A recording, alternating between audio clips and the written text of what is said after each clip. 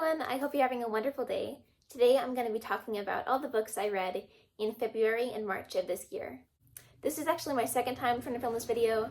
I first tried to film it earlier today and I just wasn't really happy with how it turned out.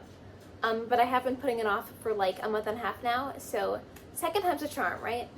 On a similar note, I'd like to apologize if I look a little disheveled. I know I don't look my best today, I just really wanted to get this video done, even if I look a little bit rough in it. The first 2 weeks or so of February were a little bit hectic for me, so I didn't get a ton of reading done, but I did manage to read I Never Promised You a Rose Garden by Joanne Greenberg. This follows 16-year-old Deborah Blau, who is brought to a mental health hospital after attempting to take her own life. And we follow her stay there, where we get to learn all about her symptoms and her hallucinations, which I thought were really fascinating. We also get to see her form relationships with the doctors and her fellow patients, which I thought was really sweet. I really liked all the friendships that were formed in this book.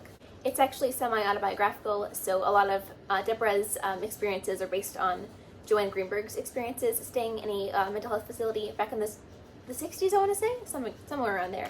Greenberg was actually diagnosed with schizophrenia, which is what Deborah is diagnosed with in the book. I did read the Wikipedia article for the book, and I found that there is a little bit of discourse. Some people think that Joanne Greenberg was actually misdiagnosed and she had some other condition that was not schizophrenia. I personally am not a psychiatrist, so I cannot speak to any of this, but regardless, I thought it was super fascinating to read about what it was like inside Deborah's head, especially considering all her experiences were, at least to some extent, based on a real person's. Yeah, overall, I really liked this book. I thought it was well written, and the story kept my attention. I think if you're a fan of the movie Girl Interrupted, I definitely recommend this. I think it's really important to have books like this, especially in a world where stories about mental health still have so much stigma around them. The next book I read was Alice's Adventures in Wonderland by Lewis Carroll. I have read this countless times over the years. It is my favorite book of all time, maybe tied with Through the Looking Glass, but regardless, I love it so much. I love pretty much everything about it, from the writing to the humor to the characters to the whimsy, surreal atmosphere. Yeah, this is easily my favorite book of all time. I can't even begin to describe how much I love it. I think I own 75 or 80 copies of the same book, which I'm aware is more than a little excessive, but I really enjoy collecting it and reading it, and it just brings me so much joy. So I'm really happy to have experienced this well overdue reread. I think that in the coming month of April, I'd really like to reread Through the Looking Glass as well. Oh, duh, I forgot to tell you what it's about. In case you're somehow unaware, you know, it's a pretty well-known story. Alice's Adventures in Wonderland follows a little British girl named Alice who falls down a rabbit hole into this magical, crazy, absurd world of like nursery rhyme characters and talking animals and things like that. It's very episodic, it's very strange, but it's also chock full of humor and creativity, and I can't recommend it enough to everybody. The next book I read was A Spindle Splintered by Alex E. Harrow. This follows a young woman named Zinnia Gray, who was born with this rare medical condition that no one else who's ever had it has lived past the age of 21. So because of this, Zinnia has always felt a really personal resonance with the story of Sleeping Beauty. On Zinnia's 21st birthday, her best friend throws her a Sleeping Beauty themed party. Zinnia pricks her finger on the spindle of a spinning wheel and is magically transported to the fantasy world of a Sleeping Beauty. Zinnia serves as the first-person narrator, and she's also quite a little bit of an edgelord, so a lot of the time the humor and overall tone can lean pretty far to the obnoxious side. It was a little sophomoric and cheesy for my personal preference, but I was still entertained. I mean, I'm not allergic to fun, okay? One thing about this book that did make me really happy was the fact that Zinnia has studied fairy tales and she has a degree in folklore, so the anthropology and history of different classic fairy tales are constantly being referenced, which I loved. I'm a huge fan of classic fairy tales, especially back in middle school. I was obsessed with them. I've definitely been slacking a little bit on my fairy tale fanaticism recently, but I think that this book helped sort of reignite that spark. I actually listened to it on audiobook, which took me no time at all since it's such a tiny little sliver of a novella. I've never really been the hugest fan of audiobooks in the past, but I actually enjoyed this one. I think it probably helps that the prose isn't particularly dense or difficult to understand, so you can just sort of play it on 2 or 3 times speed and still be able to comprehend everything that's going on. It does make me a little bit sad that I missed out on all the pretty illustrations that I know are included in physical copies of this book, but I didn't have access to a physical copy at the time, so what can you do? Overall, I thought that A Spindle Splintered was super entertaining and surprisingly original for a Sleeping Beauty retelling. If you're a big fan of YA fairy tale retellings, or if you just want something fun and short to get you out of a reading slump, I'd recommend it. The next book I read was Sorcery of Thorns by Margaret Rogerson, and can I just say, I enjoyed this book so thoroughly. This is a young adult fantasy that follows a girl named Elizabeth, who has essentially spent her whole life being raised in this magical library full of magical, like, living books called grimoires, which thought was a super cool concept. I love the idea of, like, sentient books. I think that's such a cool trope that I think has so much potential in, like, so many different sci-fi and fantasy stories. Elizabeth is whisked away by this very mysterious, aloof, infamous sorcerer named Nathaniel, and the two of them sort of end up bonding and, like, saving the day together. As you can probably imagine, you know, it's not the most original, like, story in terms of plot beats, but I still adore it. I've heard a lot of people compare it to Howl's Moving Castle, the movie especially, and I couldn't agree more. They have, like, a very similar vibe and atmosphere, and they both have that like, sort of, like, loner wizard type character. It was a total page turner and so atmospheric. Even looking back on it now just makes me think of cobblestones and hot tea and ivy and leather-bound books. I really enjoyed all the characters and their interactions. Even the romance subplot didn't make me cringe, which is a rarity for me. When reading this book, I would go back and forth between listening to the audiobook and reading my physical copy. I feel like I really have learned recently, like, I feel like my eyes have been opened up to the wonderful world of audiobooks and why so many people swear by them. Like, it's amazing. I can listen to a book when I'm curling my hair, when I'm brushing my teeth, when I'm walking around doing nothing. It's a total game changer. Also, whenever I listen to the audiobook and read my paper copy at the same time, it makes me feel like Speedy Gonzales. Like, I feel like I can read like a mile a minute, and it's really great, especially as someone who's a pretty slow reader, I'd say. It's really nice to be able to, you know, get through a story so quickly, and still be able to fully comprehend and consume, like, every little piece of it. I'm sure some people would consider that cheating, but I call it efficiency. Yeah, on the whole, this was such a whimsical story that reminded me of how fun books can really be. It's easily one of my new favorite YA fantasies. The next book I read was A Mirror Mended by Alex A. Harrow. This is, of course, the sequel to A Spindle Splintered, so I won't tell you what it's about because I don't want to spoil the first book. But we're still following good old Zinnia Gray, and she's still as edgy and self-aware and meta as ever. I did find the humor quite a bit less charming when I read this book than when I read the first one. I guess I was just in more of a cynical mood. I thought there were way too many, like, modern pop culture references for my liking. That, like, old meme, the Bubble Dug meme from, like, 10, 15 years ago was referenced not once but twice. And both times it just made me want to cringe my skin off. Despite my gripes with this book, I didn't hate it. I still thought it was, like, a very entertaining and fun. And again, it was super short, so it was really, I think I listened to it in, like, less than a day. And if Alex A. Harrow does ever come up with a third book in this series, I will probably be reading it, but my expectations aren't super high. The first book I read in March was Candide by Voltaire. No last name, just Voltaire. He was like Cher or Madonna. Quick little backstory time before I tell you about the book. So one day I was scrolling through Amazon Prime videos looking for something to watch when I stumbled across this movie I'd never heard before called Candy in 1968. I thought it looked really interesting, so I gave it a watch, and I was completely enamored by all its psychedelic bizarreness. I know a lot of people really hate that movie, and I get it, I really do. It's an acquired taste, but personally I loved it in spite of all its many problematic attributes. The surreal atmosphere, the visual aesthetics, and the overall absurdity were all right up my alley. So when I found out that Candy was based on a book, which in turn was based on the classic novel Candide, I knew I wanted to give the original source material a try. Candide follows a man named, you guessed it, Candide, who is taught by this philosopher named Pangloss that the world in which they live is the best of all possible worlds. This optimistic mindset is juxtaposed by comically horrible things happening to Candide and his comrades over the course of the novel. I liked this book, I did. I thought that its commentary and criticism was really funny. I do think that it was one of those books where I preferred having read it to the actual experience of reading it, if that makes any sense. Maybe I'm just not adequately accustomed to 18th century prose, but I did find it to be a tiny bit of a slog at times. That's fine though. I know that not every book in this world is going to be a total page turner, and that doesn't mean it's not worth reading. Also, because I'm such a musical theater fan, I listened to the operetta adaptation of Candide, and I had a good time. I think my favorite song is probably Glitter and Be Gay. I love Kristen Chenoweth's performance of that. The next book I read was The Seven Husbands of Evelyn Hugo by Taylor Jenkins Reid. I had heard so much praise about this book going into it that I think that my expectations were a little bit skewed. I really wish I hadn't gone into it with such high expectations, because I feel like it was only inevitable for me to be disappointed.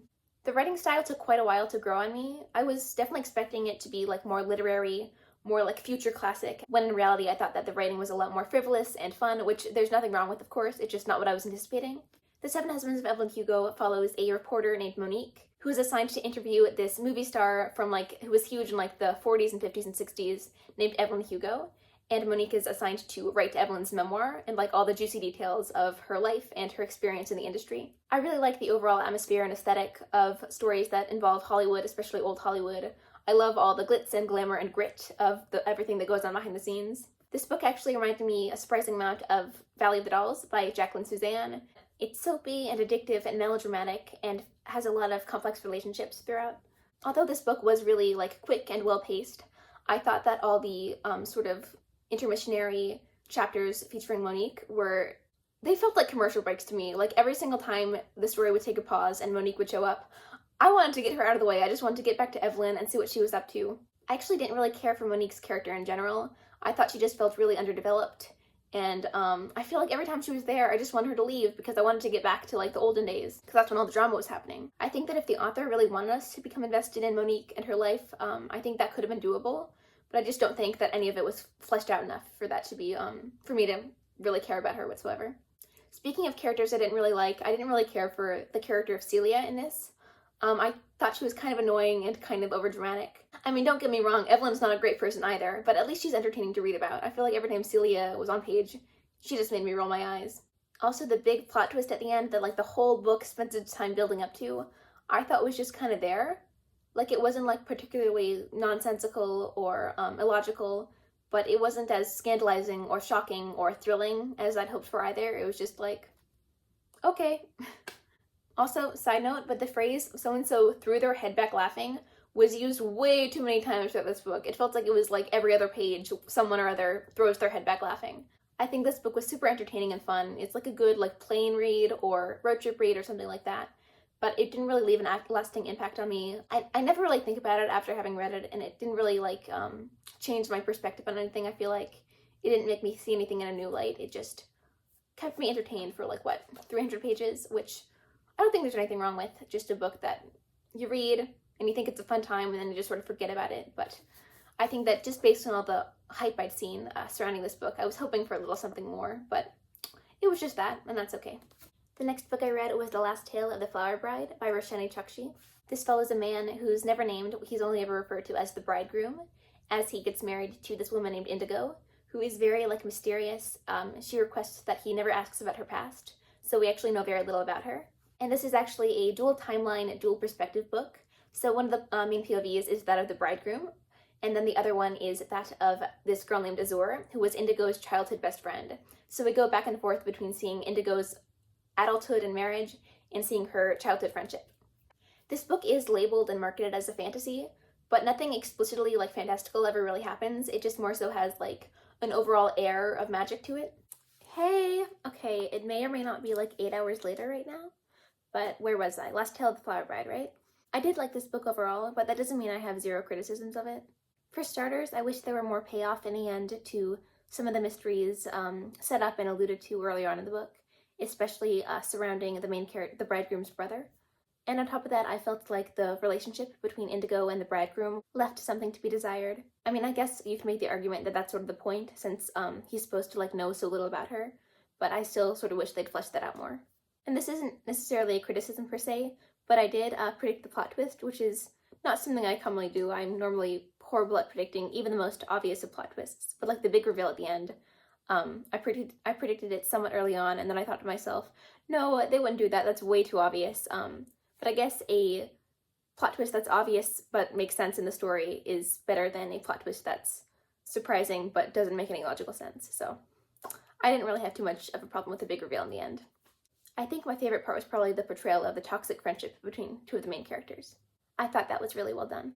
I know I already mentioned that this wasn't like a traditional tried and true fantasy novel, but there were a lot of motifs and themes and references to classic fairy tales all throughout, which I obviously really appreciated. It could get a little overbearing, I guess, at times, or overkill, that just like so many of the characters were like really into fairy tales and constantly referencing fairy tales. But obviously I'm also into fairy tales, so like I can't judge them. Overall, I liked this book. It wasn't super heavy on plot, but I liked the writing, and I enjoyed seeing where the story and relationships progressed. The next book I read was The Great Gatsby by F. Scott Fitzgerald. I read this for the first time, just recreationally last year, and I enjoyed it. I'm sure you probably already know what it's about. It's 1920s America, you know, rich people. There's a guy named Nick, his cousin Daisy, his neighbor Gatsby, who's in love with Daisy. Drama ensues. I know a lot of people had to read this for school, and I remember feeling so like special and important last year when I read it for the first time, and I didn't have to read it for school, I just read it on my own terms. But this time around, I actually did end up having to read it for school. I'd say I liked it just as much the second time around as the first time. I do think it's a novel worth rereading. I think it's very well written, and it's got some interesting themes, especially regarding the American dream, or the concept of the American dream, and how sort of, I guess, unrealistic that is. Unlike some of the other books on this list, I didn't really take any notes on Gatsby to talk about in this video, so I don't really have a lot to say, but I liked it. It's a good book.